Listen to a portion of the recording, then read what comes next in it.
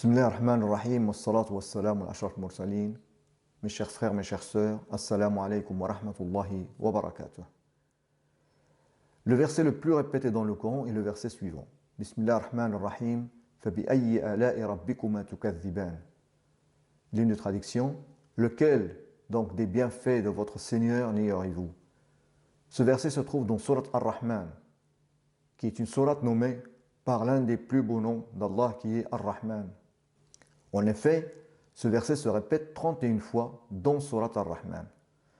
Et Surat Ar-Rahman se compose de 78 versets. Si on prend maintenant le nombre de versets de Surat Ar-Rahman qui est 78 versets, et le nombre de répétitions du verset suivant qui est Bismillah ar-Rahman ar-Rahim, Fabi ayyi ala'i rabbikuma tukadhiban, qui est 31 fois, et on fait l'opération suivante. 78 fois 31 est égal à 2418. 2418 n'est autre que le nombre de fois que le nom d'Allah est cité dans le Coran, depuis le début du Coran jusqu'à Surat Ar-Rahman. Vous vous rendez compte? Nous avons le nombre de versets de Surat Ar-Rahman qui multiplie le nombre de répétitions d'un verset dans Surat Ar-Rahman qui nous donne exactement le nombre de la répétition du nom Allah depuis le début du Coran jusqu'à Surat Ar-Rahman, sachant que Surat Ar-Rahman est une sourate où le nom Allah n'est pas mentionné. Donc ce verset, comme on l'a dit, se répète 31 fois dans Surat Ar-Rahman. Et Surat Ar-Rahman compte 78 versets. 78 moins 31 est égal à 47. Et 47 est le nombre de lettres dans Surat Al-Ikhlas, qui parle de l'unicité d'Allah et où on trouve la dernière citation du nom Allah. Donc oui, à chaque fois, on trouve une relation numérique entre le nom Ar-Rahman et le nom Allah. C'est logique puisque Ar-Rahman n'est autre que Allah subhanahu wa ta'ala. Maintenant, si on classe les numéros du verset qui est Bismillah ar-Rahman ar-Rahim, Fabi ayyi ala'i rabbikuma tukadhiban. Lequel donc des bienfaits de votre Seigneur n'ignorez-vous? Donc le premier numéro que porte ce verset est le numéro 13 et le dernier est 77. Si on les classe maintenant, nous allons constater que le numéro qui est au milieu de ces 31 numéros n'est autre que le numéro 47. Donc ce verset porte le numéro 47 et qui se trouve en plein milieu des 31 numéros. Et 47 est le nombre de lettres dans Surat Al-Ikhlas, où se trouve la dernière citation du nom Allah.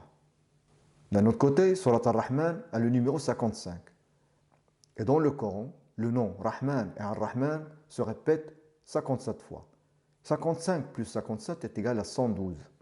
Et 112 est le numéro de Surat Al-Ikhlas. Donc on revient encore une autre fois à Surat Al-Ikhlas, où on a la dernière citation du nom Allah et qui parle de l'unicité d'Allah subhanahu wa ta'ala.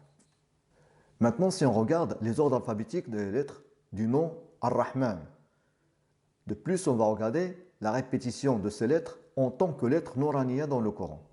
Donc nous avons le tableau avec les lettres du mot Ar-Rahman, les ordres alphabétiques et les répétitions en tant que lettres Nouraniya.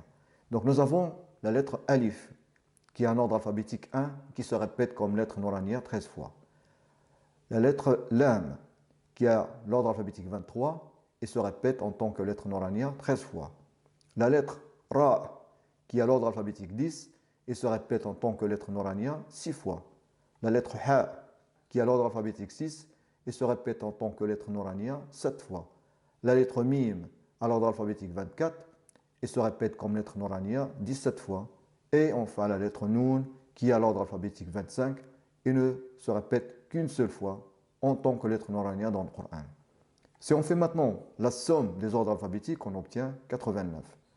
Et si on fait la somme des répétitions des lettres du nom Ar-Rahman en tant que lettre Nouraniya dans le Coran, on trouve 57. 89 plus 57 est égal à 146.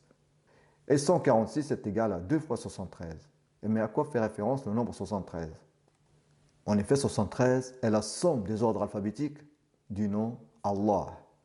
Comme vous voyez dans le tableau, le nom Allah se compose de 4 lettres.